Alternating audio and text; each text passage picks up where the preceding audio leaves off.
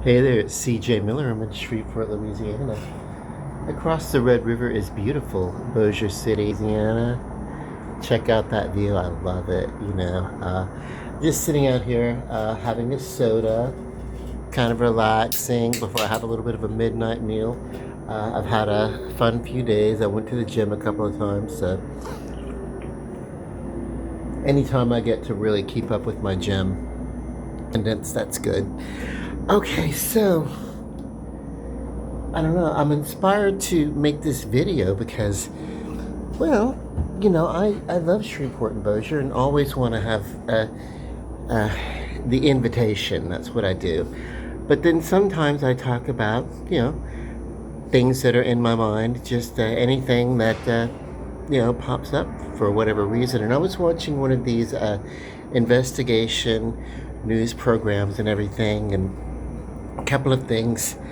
Uh, I guess the first thing they wanted these things they kind of do like investigative reporting or whatever. And the first thing that they did was they talked about the cameras, the public cameras on the post and people who share their cameras with their local police agencies and everything. And of course, all those local police agencies are patched in and they all share their information with each other, and the information is saved in a database for up to 30 days. So I'm wondering, do you think, because inevitably, if you're around any of that, inevitably you give up a little bit of your,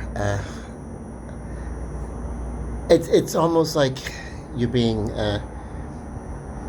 just in case something goes wrong, a little bit, stalked by policing agencies, your local police agency, and then they're trading all the information back and forth. And and this isn't like, hey, we have the potential to share information. It's more like we're gonna already share the information, so it will already be there. What your comings and your goings and everything like that. So I don't know. That's the connotation that I got. That it's already one big old database, and all anybody in any of the local municipalities, all they have to do is do the search for you. You know.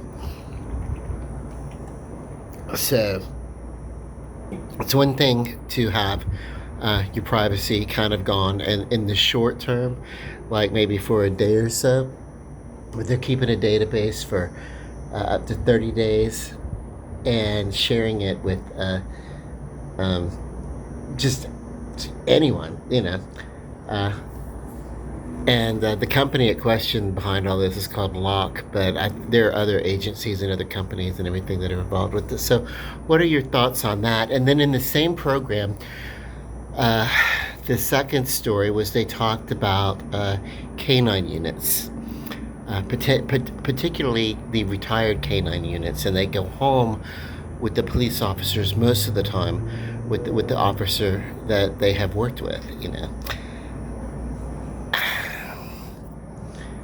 But they're requesting pension for the retirement of the dog. Now, the dog is not an actual salaried employee, I don't believe.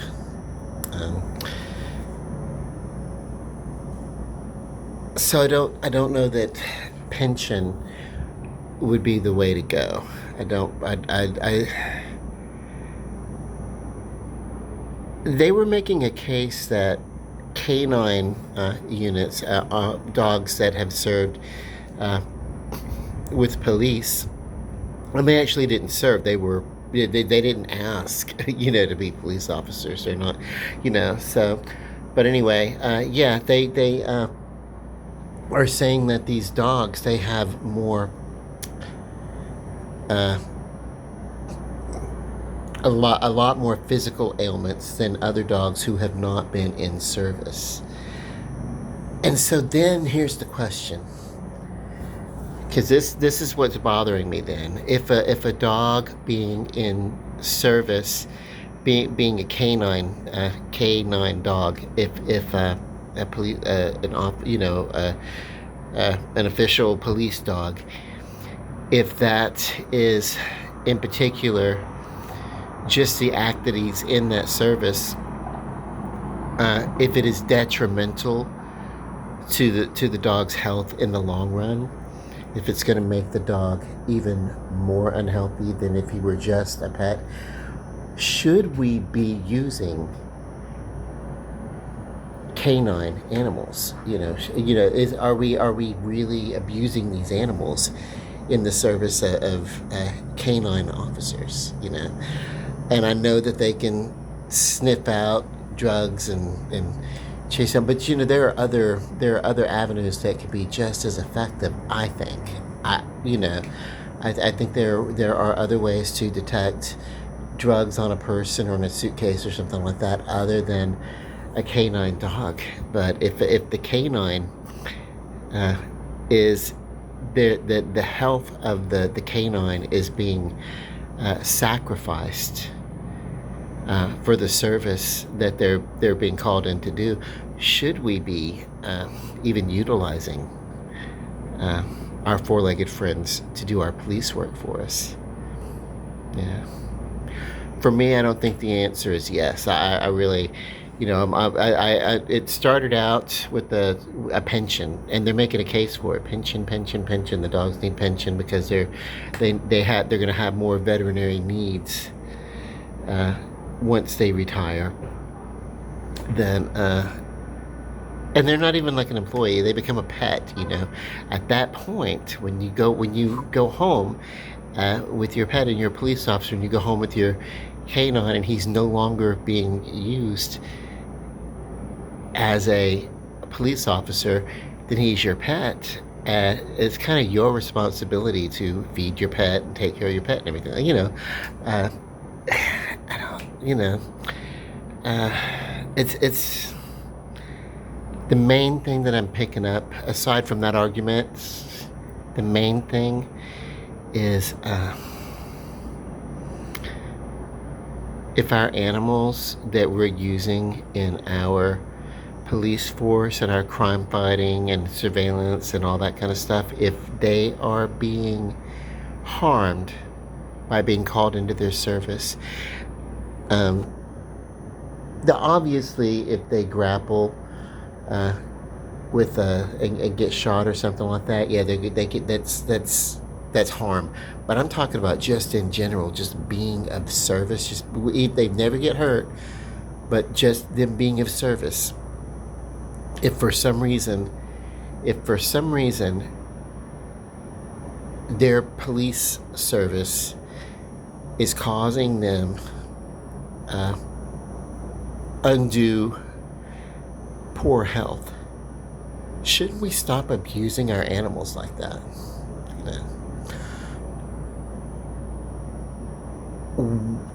What are your thoughts on this? How do you think? What do you have any clarification on this? Because this they were citing these things, but they were citing it for the case of, hey, we need to have a pension for our canine friends. Like our canine officers, they were there working, and now they're no longer in service, and they're home with me as a police officer, and I should get paid.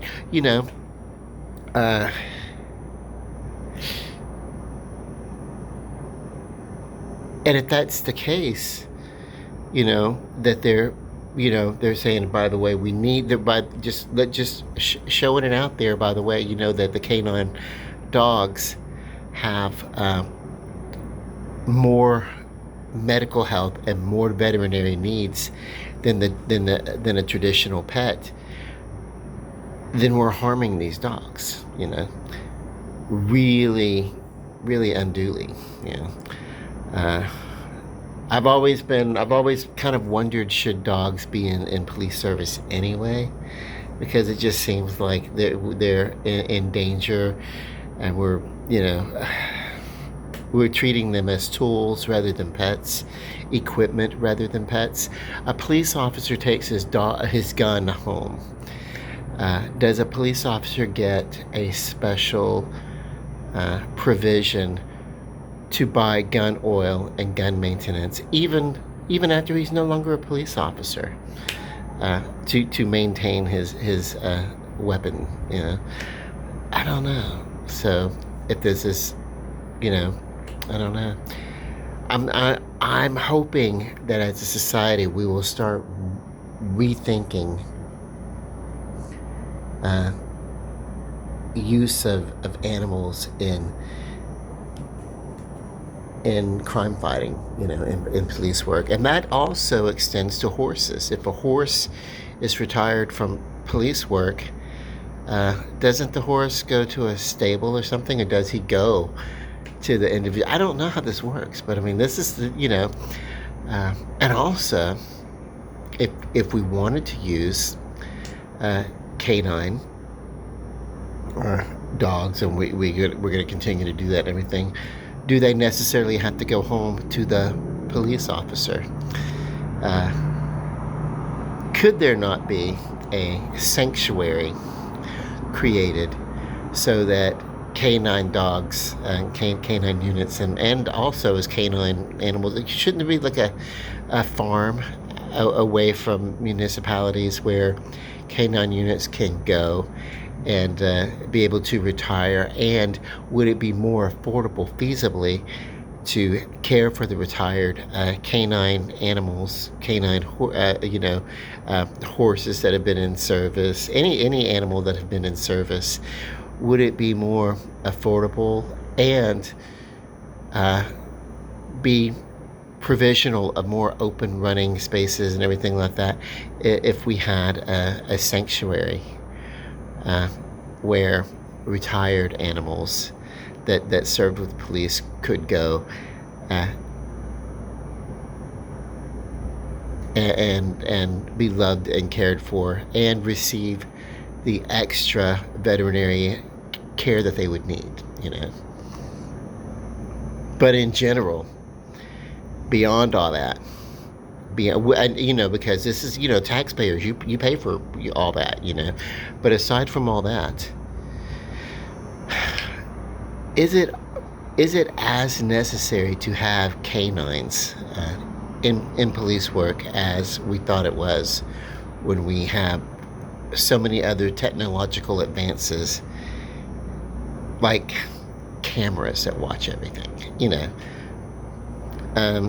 Maybe it's time we start rethinking what's going to happen,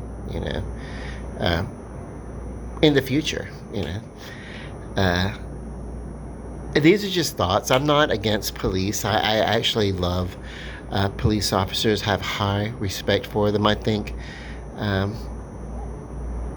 the earliest superheroes, the heroes leading into superheroes, were crime fighters, and that's inspired by,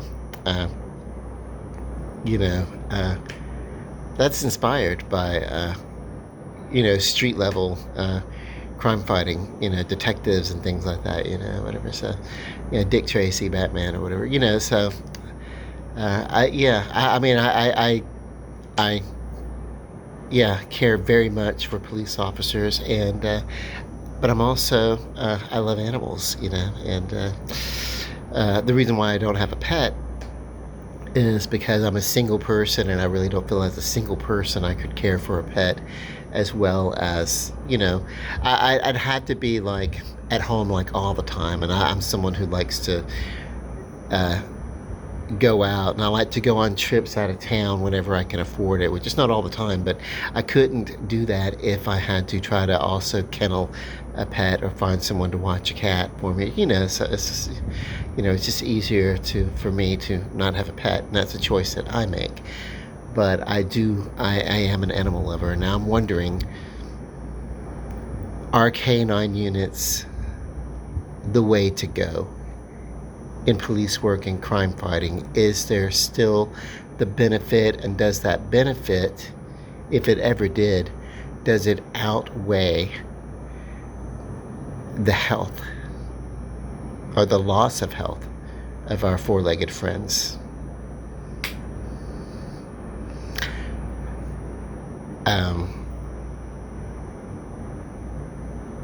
Or is there a correlation, like maybe they go to the vet more often because they're actually being taken better care of than pets, and they're living longer lives, and they're just living older lives and they're living, are these are the cases they were trying to make for getting a pension to K-9 units?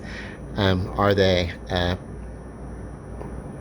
they just trying to spin it to make a case for the pension? Honestly, I don't know that a pension. I feel like it's this: if you can't afford a pet, have a pet. If you cannot afford the pet, then you simply cannot afford the pet. Uh, yeah, I don't necessarily know that money that goes to the police officers to help the police departments and those municipalities.